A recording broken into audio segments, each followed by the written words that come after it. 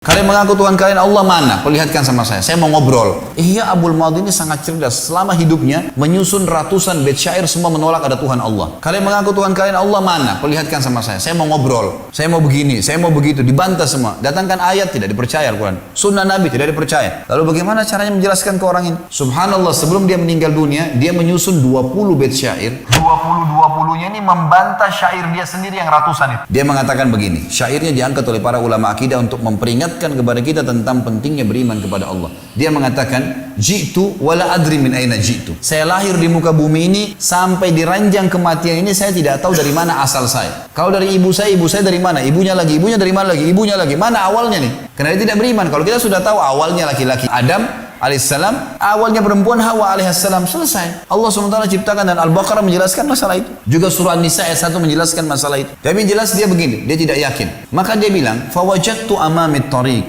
masyaitu dzalika syi'tu am abaitu. Lalu saya dapat di depan mata saya sebuah sistem pada saat saya lahir di muka bumi ini, saya mau atau tidak mau harus saya laluin. Seperti misalnya pergantian siang malam, harus dilaluin. Gak bisa, gak ada orang yang bisa nolak.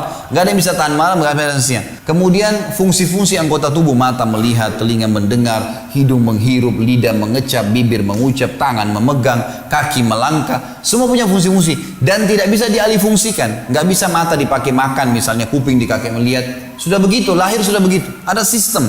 Mau tidak mau harus dilalui. Manusia semuanya, bayi, anak-anak, remaja, tua, mati. Sistem yang luar biasa. Dia bilang, saya dapat sebuah sistem. Saya mau tidak mau harus saya laluin. Dari mana sistem ini? Dia bilang, lastu adri. Saya benar-benar bingung. Atawilul hayati am qasir.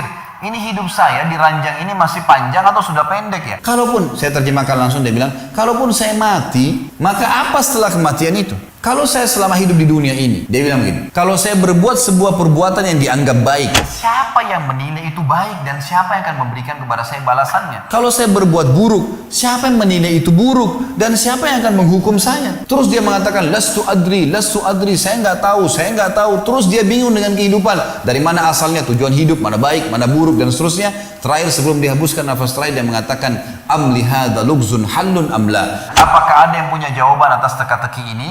Kemudian dia meninggal dalam kondisi bingung, teman-teman sekalian.